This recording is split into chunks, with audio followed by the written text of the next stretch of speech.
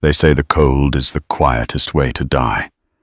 But for James, the silence wasn't peaceful, it was deafening. Stranded on a desolate highway, with nothing but a broken-down sedan and 2 shivering children, she was 5 minutes away from freezing to death. She didn't pray for a miracle. She just prayed the kids wouldn't wake up to feel the pain. Then the headlights cut through the dark.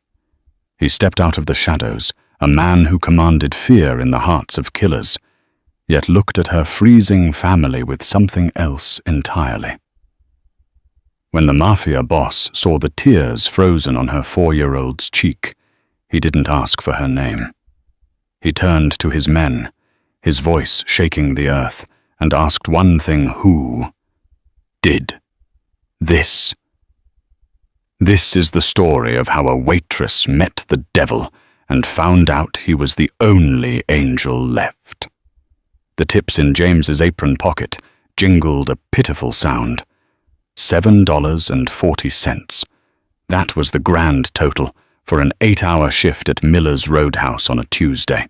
It wasn't enough to buy a gallon of milk and a box of cereal, let alone pay what was waiting for her at home. James Jenkins wiped the counter with a rag that smelled of bleach and old coffee. She was 26, but the dark circles under her hazel eyes made her look 30. Her hair, a light chestnut brown, was pulled back in a fraying, messy bun, escaping in wisps that framed a face hardened by 2 years of bad luck.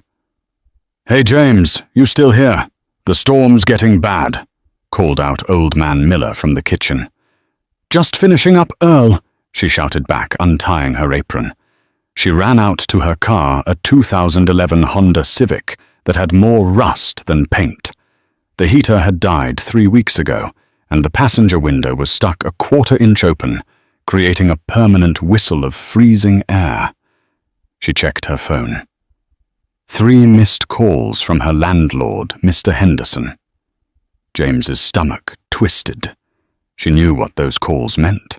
She drove carefully over the icy patches of Route 9, her knuckles white on the steering wheel. When she pulled into the driveway of the small, dilapidated duplex she rented, her heart stopped. Her belongings weren't inside. A soggy cardboard box sat on the porch snow. A black garbage bag was next to it. The lock on the front door had been changed. The shiny brass knob mocked the peeling paint of the doorframe. She scrambled out of the car, slipping on the ice. "No," she whispered. "No, no, no." She pounded on the door. "Mr. Henderson. Please, I have the money coming next week. Mr. Henderson." The door opened, but only as far as the security chain allowed. A face peered out, not Henderson, but a hired heavy. A guy with a neck tattoo and eyes devoid of sympathy. "Henderson sold the building this morning," the man grunted. "New management wants the place gutted. You're out. It's 10 degrees below zero." James screamed, the wind whipping her hair into her face. "I have 2 children at the babysitter. You can't do this." "Read the lease. Month to month. 30 days notice was given. You just didn't read the mail." The door slammed shut. The bolt clicked. James stood there, the snow beginning to fall harder, turning into white sheets that blurred the world. She had missed the notice, how between double shifts and taking care of Leo and Mia. She barely slept, let alone read mail. Panic, cold and sharp, set in. She grabbed the garbage bag, clothes mostly, and threw it in the back seat. She had to get the kids. Picking up Leo 7 and Mia 4 from the neighbor's house was a blur of shame. She couldn't tell Mrs. Gable she was homeless. She just smiled, thanked her, and buckled the kids into the freezing car. "Mommy, it's cold," Mia whimpered, clutching her worn-out teddy bear. "I know, baby. We're going on an adventure." James lied, her voice trembling. "We're going to a hotel, a fancy one." "With a pool?" Leo asked, blowing on his hands. Maybe, James choked out. She drove aimlessly for an hour. The cheap motels were full or too expensive. The storm upgraded from a snowfall to a full-blown blizzard. Visibility dropped to 0. The Honda's engine began to sputter. Please, she begged the universe. Not now. But the universe wasn't listening. With a violent shudder, the car died on a secluded stretch of road near the dense pine forests miles from the nearest town. The silence that followed was heavy. "Mom?"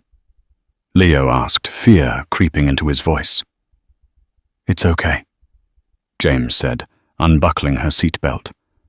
She took off her coat and wrapped it around Mia. She took her spare work cardigan and wrapped it around Leo's legs.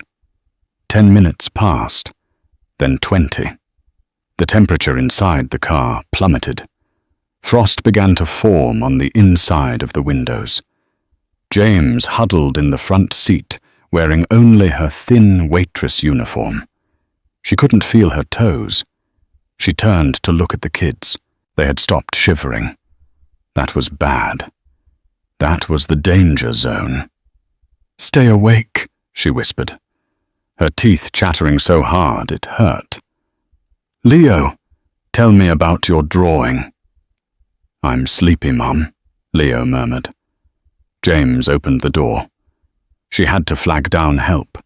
She stepped out into the roaring wind, the snow biting her skin like needles. She stood in the middle of the black road, waving her arms at the darkness, tears freezing on her cheeks. "Help us," she screamed, though the wind stole the sound. "Please, someone." She was about to collapse her legs, giving way to the numbness, when a pair of blinding LED beams cut through the white void. Dominic Nico Moretti hated the cold. It reminded him of the cell in solitary confinement where he'd spent his 22nd birthday. Now at 34, he owned half the politicians in the state and enough real estate to build a small country. Yet he was currently stuck in a blizzard in an armored Cadillac Escalade. "Boss, the road is blocked," his driver. Silas grunted. "Visibility is crap. We should have taken the helicopter." "In this wind, we'd be a smudge on the side of a mountain," Nico replied, looking out the tinted window. He adjusted the cuffs of his bespoke Italian suit. He was a man of sharp angles, high cheekbones, a jawline that could cut glass and eyes the color of stormy seas. They were returning from a meeting with the triads upstate. It hadn't gone well. Nico was in a foul mood. "What is that?" Silas squinted, slowing the heavy SUV. Nico looked up. "Stop the car." "Boss, it's probably a trap. Ambush tactic. Fake a breakdown, block the road."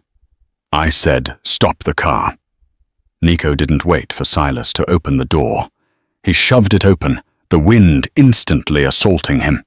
He stepped onto the asphalt, his hand instinctively hovering near the Sig Sauer tucked inside his blazer. In the middle of the road, illuminated by the headlights like a ghost, a woman was on her knees. She wasn't wearing a coat. Her uniform was thin, soaked through. She looked like she had already surrendered to the snow. Nico approached cautiously. As he got closer, he saw her face. Blue lips, skin pale as the snow. But her eyes, hazel and terrified, locked onto his. "Please," she rasped, her voice barely a whisper. "My babies." Nico froze. Babies. He looked past her to the rusted heap of a Honda Civic. The windows were completely iced over. He didn't think. He moved. "Silas! Get to the blankets now!" Nico roared, his voice booming over the wind. He scooped James up. She was light, alarmingly fragile. He practically threw her into the back of the heated Escalade. "Stay there." He ran to the Honda. He wrenched the back door open. The sight hit him like a physical punch. Two small children huddled together under a pile of thin clothes. The boy, Leo, was blue. The girl, Mia, wasn't moving. Christ, Nico cursed. He unbuckled them with trembling efficiency. He grabbed the girl first, tucking her against his chest, shielding her from the wind with his cashmere coat. He grabbed the boy by the hand. Come on, son. Move. You have to move. He hustled them into the Escalade. The sudden warmth of the SUV was overwhelming. Silas was already wrapping James in a thick wool blanket. Nico threw another over the children. James was shaking violently, her eyes rolling back.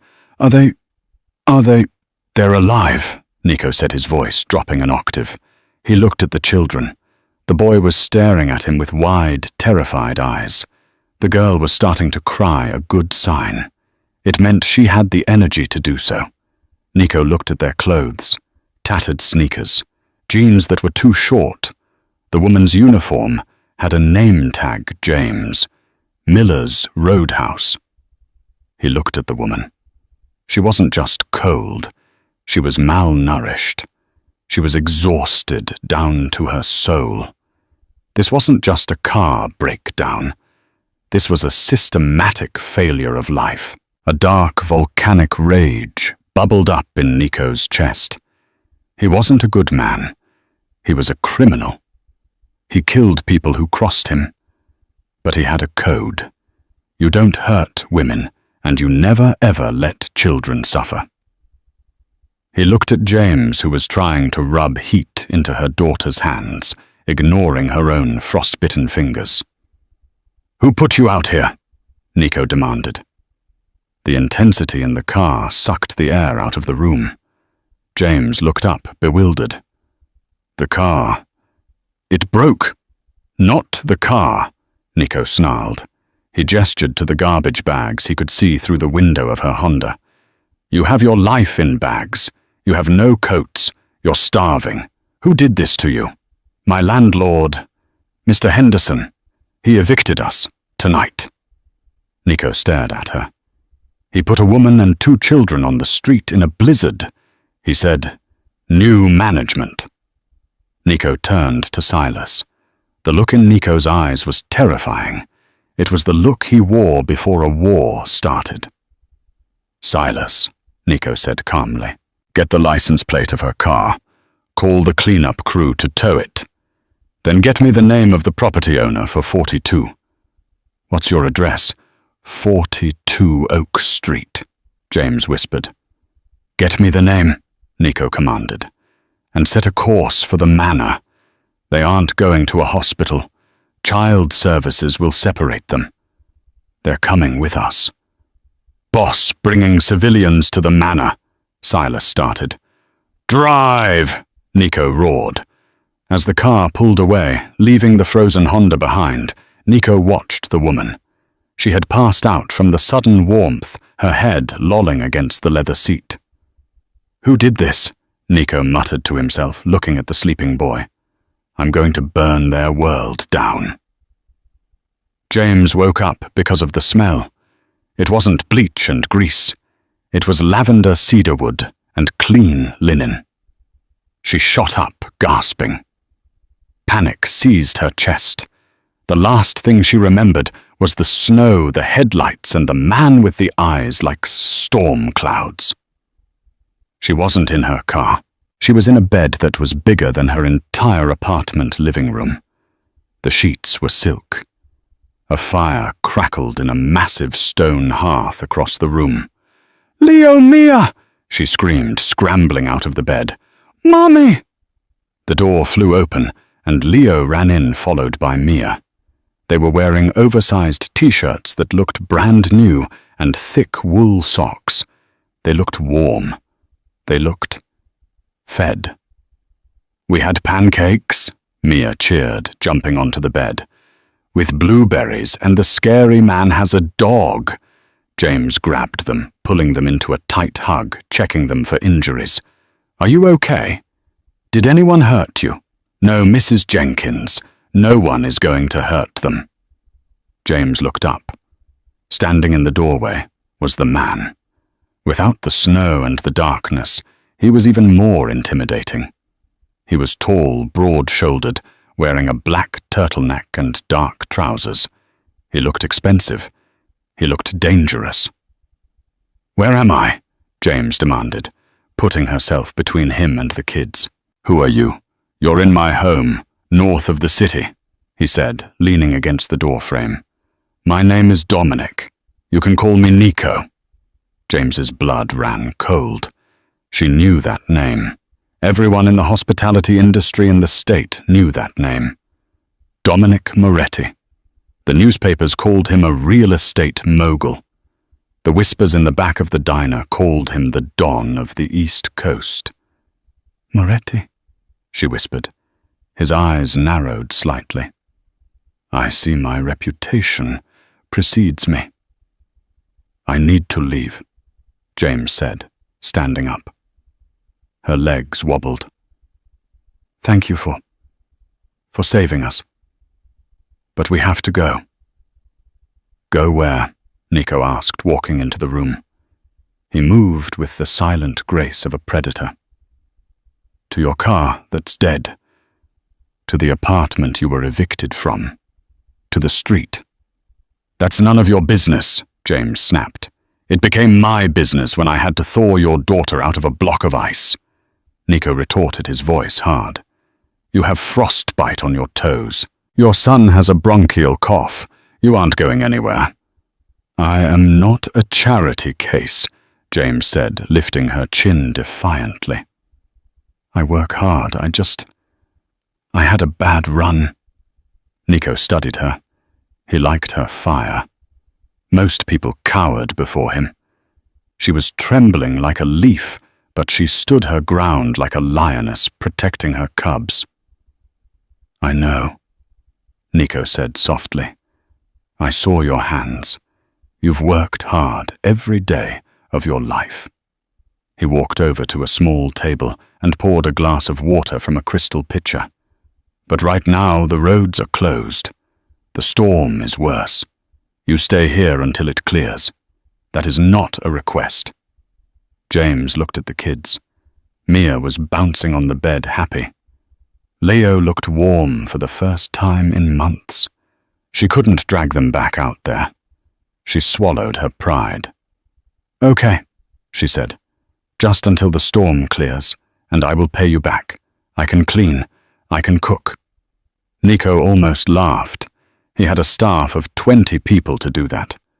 "We'll discuss payment later." He turned to leave, but stopped at the door. "Your husband.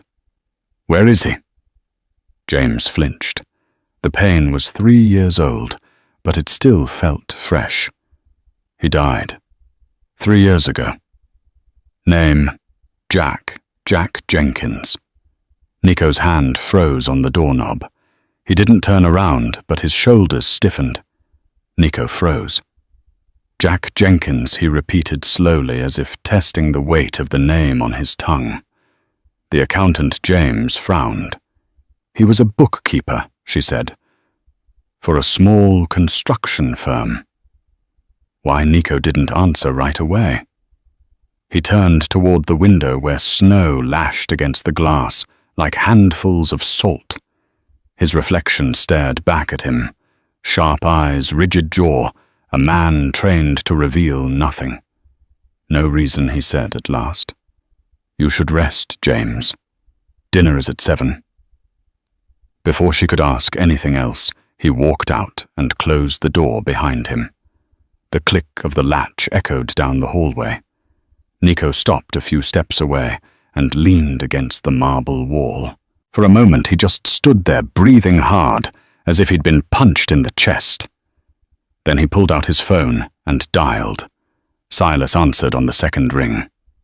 "Boss, get me the Russo files from 3 years ago," Nico said quietly.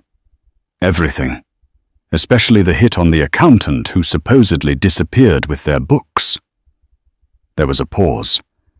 "You mean Jack Jenkins?" Silas asked. "That guy was a rat. Russo's clipped him and spread the story that he ran off with 2 million.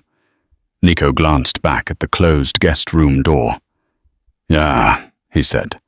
"Funny thing is, I just found his wife and kids freezing in a snowbank. No food, no money.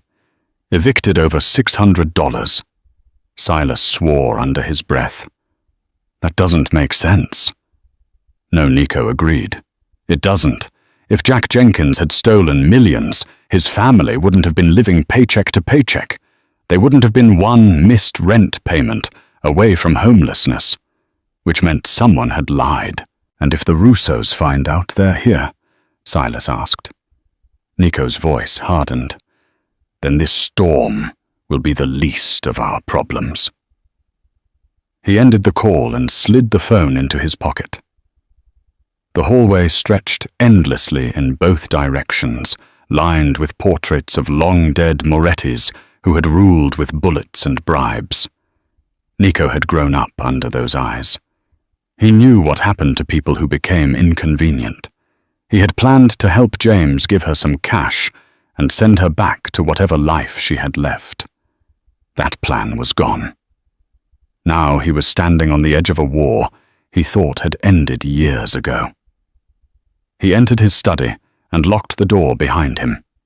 The room smelled of old books and polished leather. He opened a drawer in his desk and took out a heavy black pistol. He checked the chamber. Loaded. "Who did this?" he murmured. The answer came easily. The Russos. And this time, they were going to pay.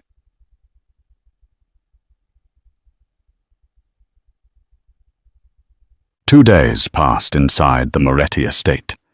For James, it felt like living inside a museum that doubled as a bunker. Every surface gleamed. Every hallway echoed. Every window was made of thick, bulletproof glass. Something Leo had tested by banging his toy truck against it until she nearly fainted. Nico had only laughed. She tried to make herself as small as possible. She folded towels that were already perfectly stacked. She rearranged books no one would ever read. She offered to help in the kitchen, but Rosa, the stern head cook, waved her away. "Sit," the woman insisted. "If you burn yourself, the boss will kill me." So James sat and worried. She couldn't relax. Not in a house where men with guns stood at every entrance. Not when she didn't know why. Nico suddenly spent hours locked in his office, speaking in low, angry Italian. When she looked at him, she saw two different men. One was gentle. He sat cross-legged on the floor with Leo helping him build a model train track. He listened patiently as Emma recited her spelling words. He made sure James always had tea before bed. The other man paced the library at night. Phone pressed to his ear, voice sharp enough to cut glass. His eyes went distant, calculating. Dangerous. That man scared her. On the third evening, the storm finally broke. The wind died down. The clouds thinned. Moonlight spilled across the snow-covered grounds, turning everything silver and unreal. James stood by the window watching. For the first time since the night they'd broken down on the highway, the world felt quiet. But somewhere in the depths of the mansion, Nico Moretti was preparing for something far from peaceful. And James had a growing feeling that her family was standing at the center of it. James found Nico in the kitchen. He was making espresso, his sleeves rolled up, revealing scars on his forearms that told stories she didn't want to hear. "You can't sleep," he stated, not asking. He handed her a cup. "I keep waiting for the other shoe to drop," James admitted, wrapping her hands around the warm ceramic. "Rich men don't save waitresses for free, Nico, and criminals don't house witnesses." Nico leaned against the marble island, crossing his arms. "I told you, you aren't a witness. You're a guest." "My husband," James said, her voice shaking slightly. "You asked about Jack. You knew him." Nico's expression darkened. I knew of him. He worked for the Russo family. They run the shipping yards down in the harbor. He was just an accountant, James insisted. He did taxes, payroll. He didn't know about the other stuff. James, Nico said, gently stepping closer. The Russos claimed Jack stole $2 million in bonds before he died. That's why they killed him. They made it look like a car accident, but it was a hit. James gasped, the cup rattling in the saucer. Stole Jack wouldn't steal a pack of gum. We were saving for a down payment on a house. If he had $2 million, why did he die leaving us with nothing but debt? That's what I've been asking myself, Nico murmured. He studied her face, looking for any sign of deception. He saw only exhaustion and grief. If he didn't take the money, then he took something else. Something the Russos wanted back badly enough to kill for. He didn't take anything, James cried. He just came home that night pale as a sheet. He told me he found a mistake in the books, a ghost ledger. He said he was going to fix it. Nico's eyes widened. A ghost ledger. He said he put the proof in the only safe place he knew. He left the house to go to the police, and he never came back. Nico swore softly in Italian. He set his cup down and grabbed James's shoulders. His grip was firm, urgent. James, listen to me. The Russos didn't kill him for money. They killed him because he found their bribe book. The list of every judge, cop, and politician they own. That book is worth more than $2 million. It's worth the whole city. I don't have it, James whispered, terrified by the intensity in his storm-colored eyes. I know you don't, but they think you might, or they think you know where it is. Nico paused, his thumb brushing her cheekbone, a gesture so tender it shocked them both.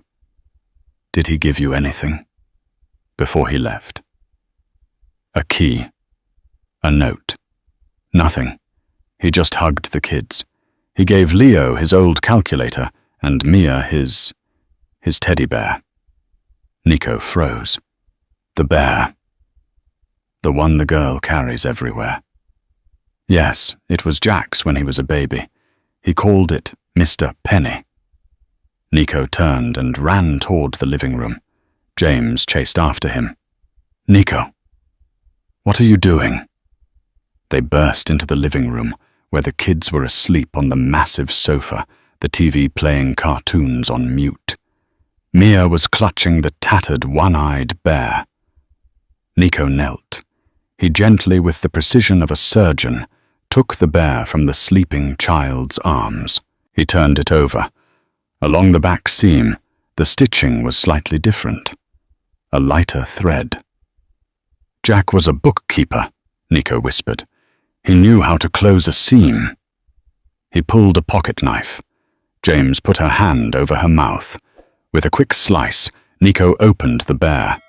He reached inside the stuffing and pulled out a small black USB drive. James felt her knees give way. Nico caught her with one arm, pulling her against his chest. He didn't steal money, Nico said, holding the drive up to the light. He stole their death warrant. They killed him for a flash drive, James sobbed into his chest, and they will kill to get it back. Nico said, his voice turning into that low, dangerous growl. Silas. His driver appeared instantly from the shadows of the hallway. Lock down the perimeter, Nico ordered. Full security protocols, and get the encryption team ready. We just found the Russo's heart, and I'm going to carve it out. He looked down at James. She was terrified, but she was looking at him, not away from him. You're safe, he promised her, wiping a tear from her face. I possess the only army in this city that the Russos fear. As long as you are with me, they cannot touch you. For the first time in 3 years, James believed a promise from a man. But as she looked at the USB drive, She realized the blizzard outside was nothing compared to the storm that was coming for them. The peace of the manor was shattered at 3 a.m. It wasn't a loud noise. It was the specific rhythmic thud, thud, thud of silenced rounds hitting the exterior walls. Nico was in James's room before she even fully woke up. He was dressed in tactical gear, black vest holsters, boots. He looked like a soldier of war. "Up!" he commanded. "Now!" James scrambled out of bed, grabbing her robe. "What? What is it? They found us. How? It doesn't matter how. Get the children." James ran into the adjoining room. Leo and Mia were groggy, confused. "Mummy, we're playing a game," James said, her voice high and tight. "We have to hide, like hide and seek, quiet as mice." Nico was there, lifting Mia into his left arm, while keeping his right hand free near his hip. "Follow me. Do not stop. Do not look out the windows." They moved into the hallway. The house was alive with activity.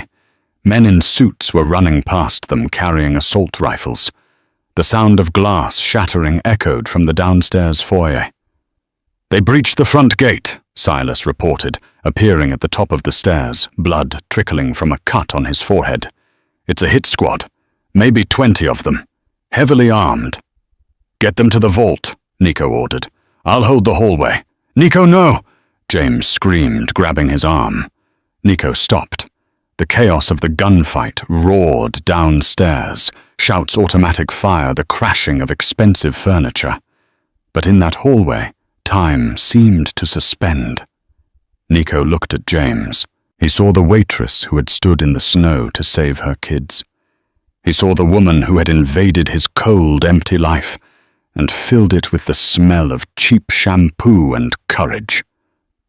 "Go with Silas," Nico said, pressing his forehead against hers for a split second. "I have to finish this. If they get past me, they get to you, and I will burn in hell before I let that happen." He pushed her toward Silas and turned back towards the stairs. Silas hustled them down a service corridor, behind a false panel in the wall, and down a spiraling metal staircase. They ended up in a concrete room, a panic room. It was stocked with water screens and cots. The heavy steel door slammed shut, locking with a definitive clunk. "Is he going to die?" Leo asked, his voice small. "No," Silas said, checking the monitors on the wall. "The boss doesn't die. He's the one who does the killing." James stared at the screens. They showed black and white feeds of the house. She saw the intruders' men in ski masks moving through the kitchen, the living room. And she saw Nico. He wasn't hiding. He was hunting. She watched on the grainy screen as Nico moved through the shadows of his own home. He was terrifyingly efficient. He engaged 3 men in the library. It wasn't like the movies. It was fast, brutal, and over in seconds. James covered Leo's eyes, but she couldn't look away. "He's protecting us," Mia whispered, hugging Mr. Penny, unaware that the bear had caused all of this. "Yes, baby," James wept. "He is." Suddenly, the feed in the hallway cut to static. Then the living room feed died. One by one, the cameras were being shot out. "They're blinding us," Silas muttered, drawing his weapon and aiming it at the panic room door. "Stay behind me." Silence fell over the room. It was heavy, suffocating. James held her children so tight her arms burned. She prayed to a god she thought had abandoned her. "Don't let him die. Please don't let him die." 10 minutes passed, then 20, then a heavy knock on the steel door. 3 distinct raps. Silas lowered his gun. "That's the code." He spun the wheel and opened the door. Nico stood there. He was a mess.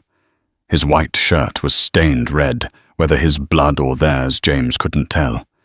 He was breathing hard, sweat matting his dark hair to his forehead. He held a gun loosely in his right hand. "It's done," Nico said, his voice raspy. James didn't think. She handed the kids to Silas and launched herself at Nico.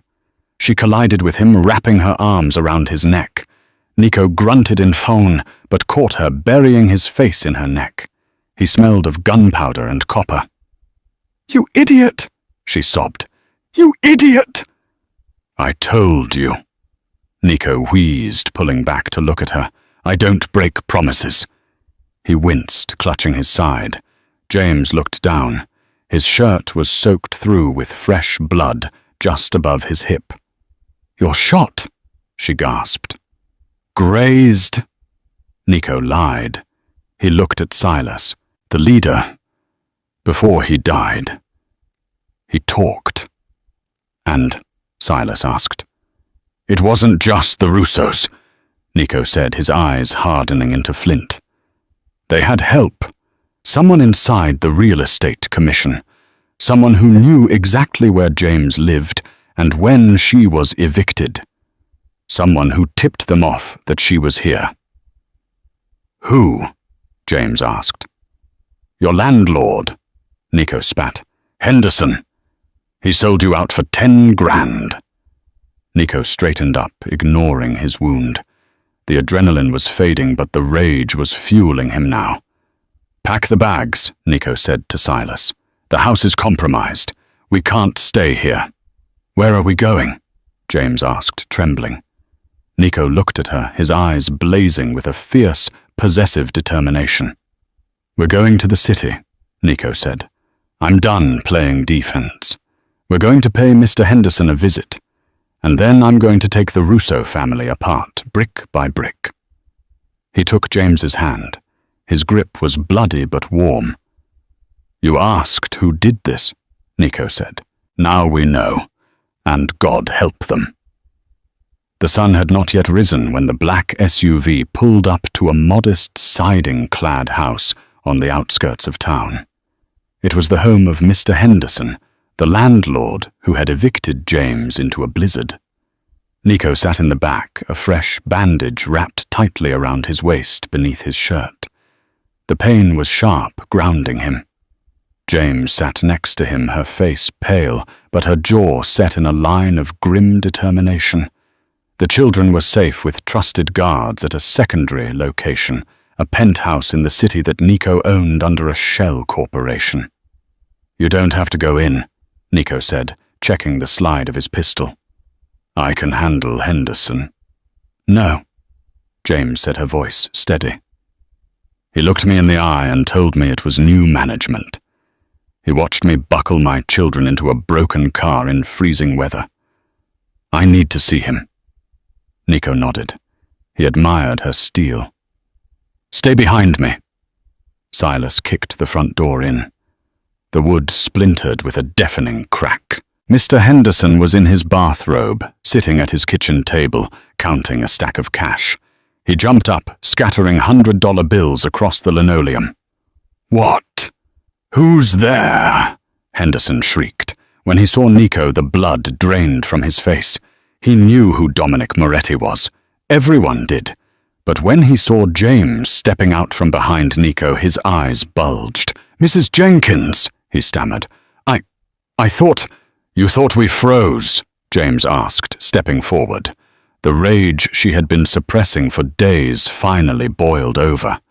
"You thought we'd be dead by morning and you could spend your blood money in peace. I didn't have a choice," Henderson cried, backing up against the refrigerator.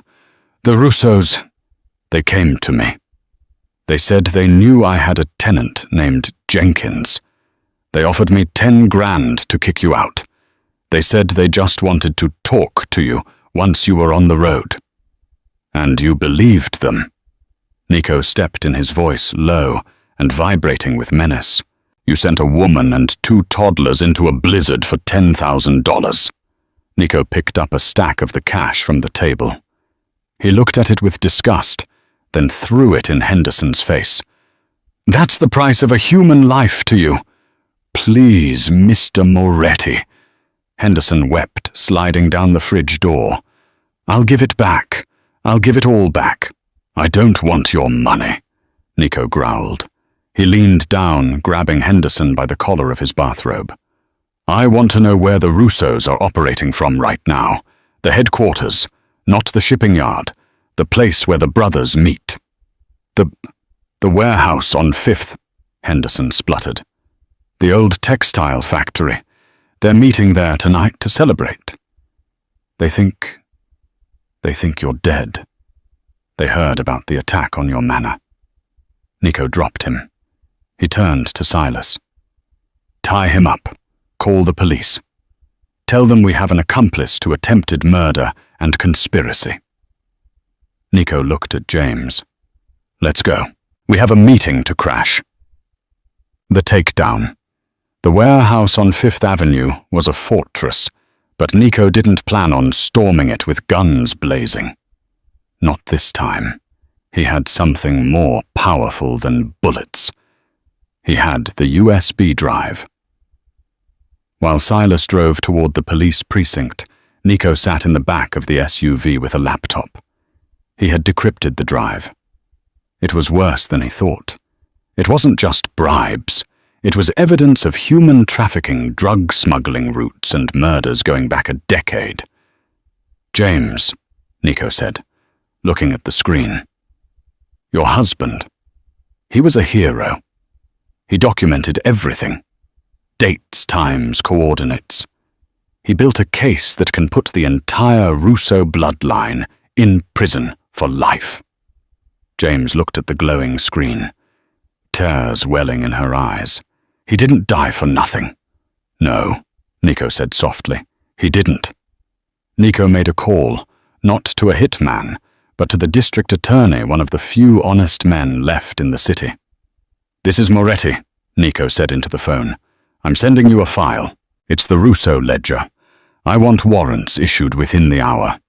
And I want the SWAT team at the textile factory on 5th. I'll be waiting for you there.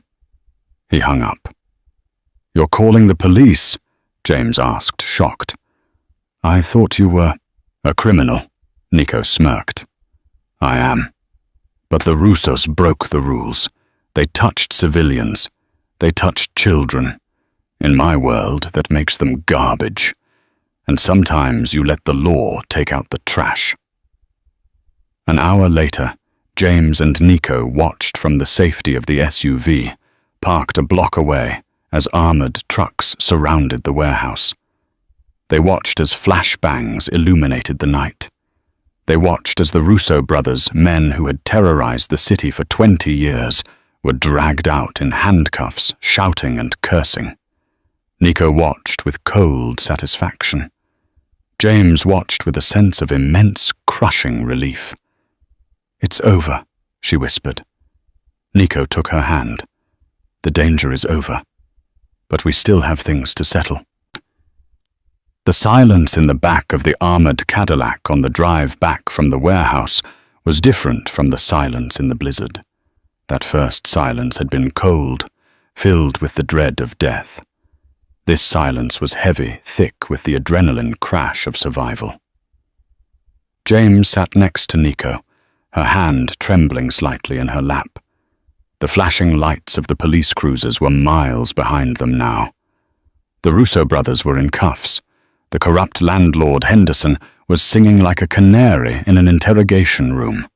The ghost ledger that Jack had died to protect was now the nail in the coffin of an empire. It was over. Nico stared out the window, watching the city lights blur. He looked exhausted. The invincibility he wore like a suit of armor had cracked, revealing a man who had been carrying the weight of a war for far too long. James reached out her fingers, brushing against his bruised knuckles. He didn't pull away. Instead, he turned his hand over, interlacing his fingers with hers. His grip was tight, desperate, as if she were the only thing tethering him to the earth. It's done, he murmured, his voice rough. Is it James asked softly. The Russos are gone. But what happens now? Nico didn't answer immediately. He looked at her, his dark eyes searching her face.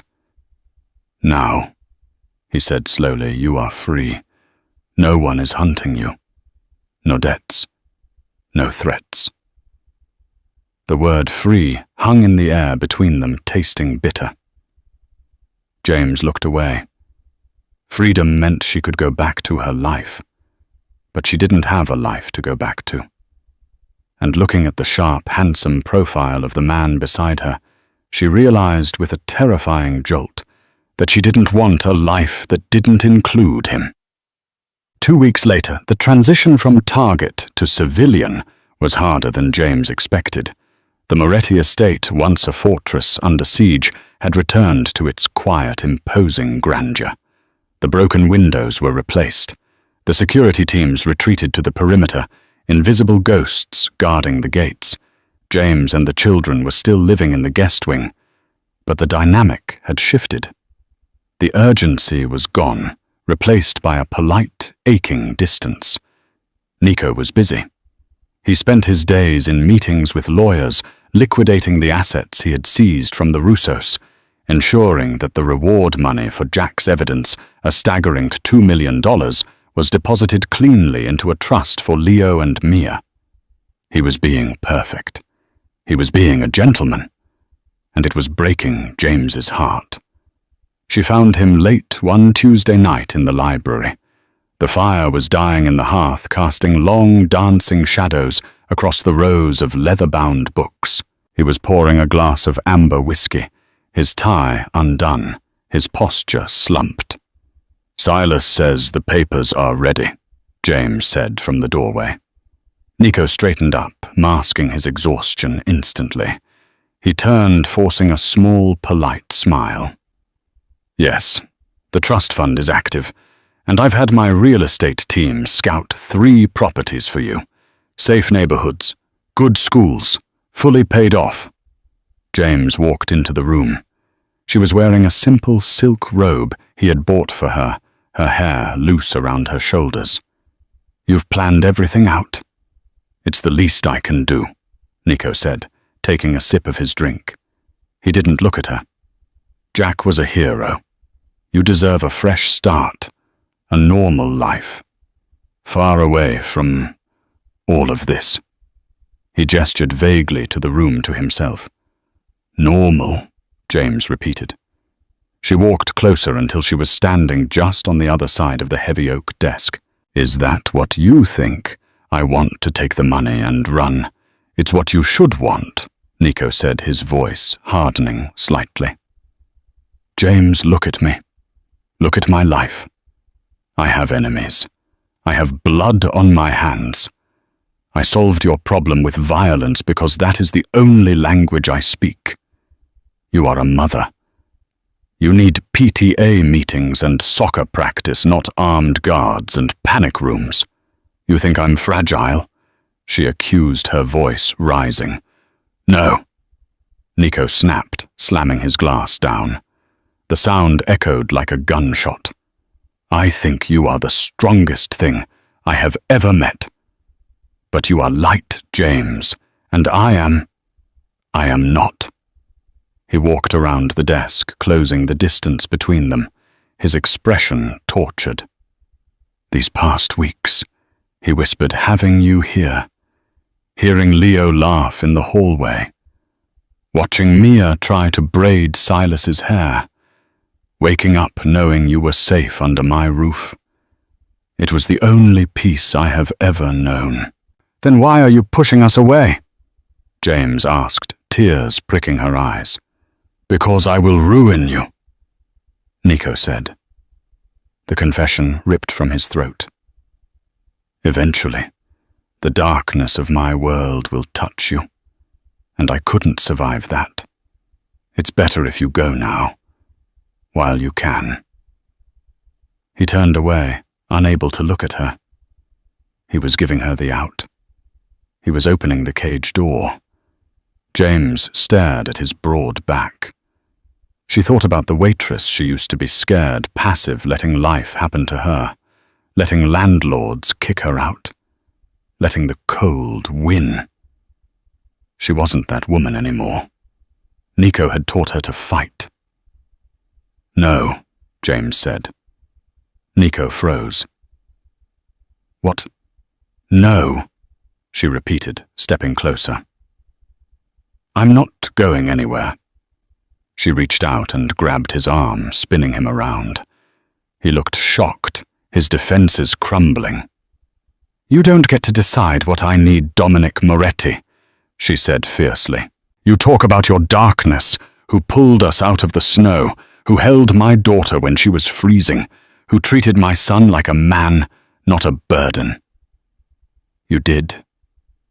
"James, I don't want a normal life if it means being alone," she continued, the tears finally spilling over.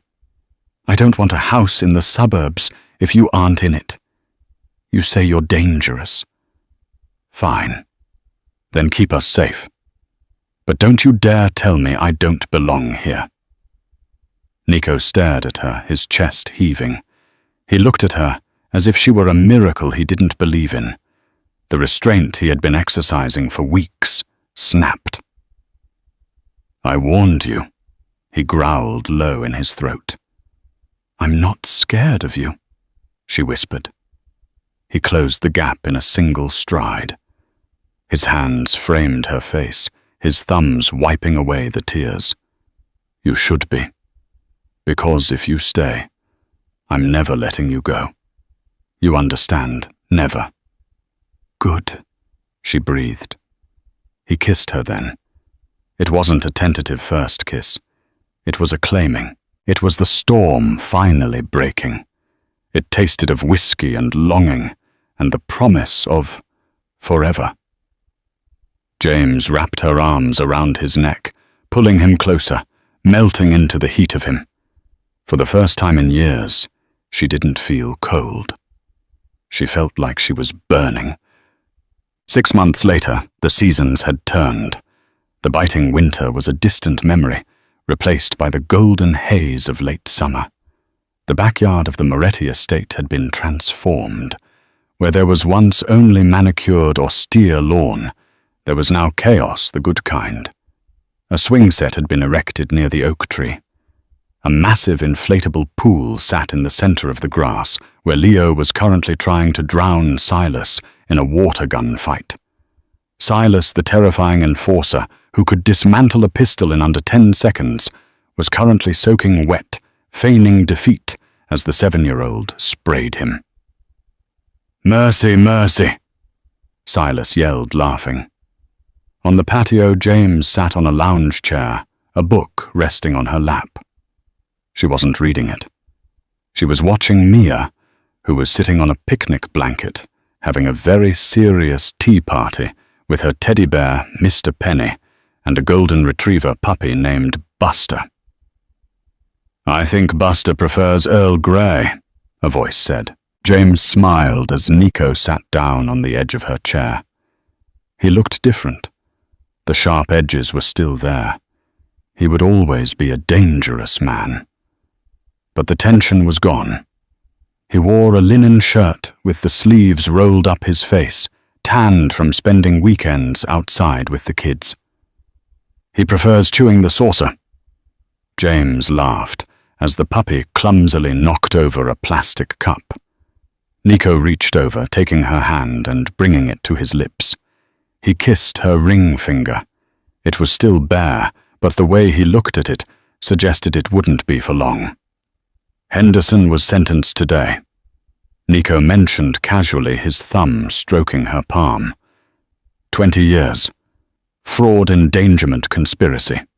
And the Russos. Life without parole. The network is dismantled.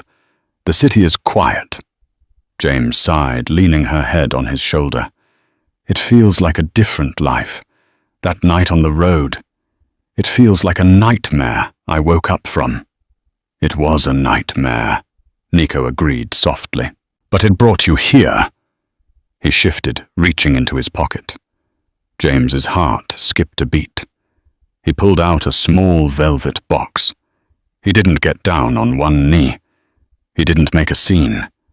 He just held it out to her, his eyes vulnerable and honest. "I didn't buy this," Nico said. "It was my mother's.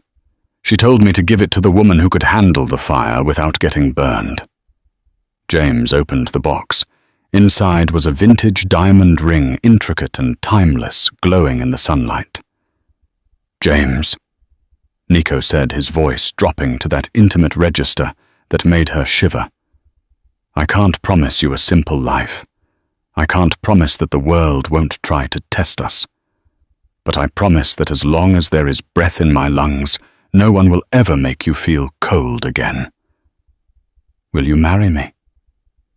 James looked at the ring, then at the kids playing in the grass, and finally at the man who had rewritten her destiny. "Yes," she whispered, leaning in to kiss him. "Yes, boss." Nico laughed, sliding the ring onto her finger. It fit perfectly. "Mom! Dad, watch this!" Leo yelled from the pool. They both turned. Dad. Leo had started calling him that a month ago. The first time it happened, Nico had had to leave the room to compose himself. Now, he just grinned. "I'm watching, kid," Nico called out. He wrapped his arm around James, pulling her close. The sun was setting, casting a warm, golden glow over the estate. The blizzard was gone.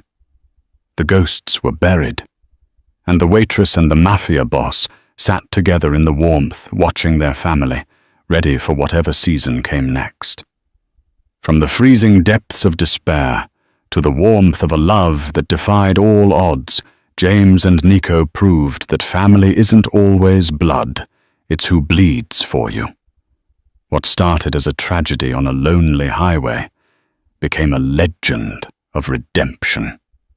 Nico Moretti thought he was saving a helpless widow, but in the end, she was the one who saved him. 车出了手把烧伤手指护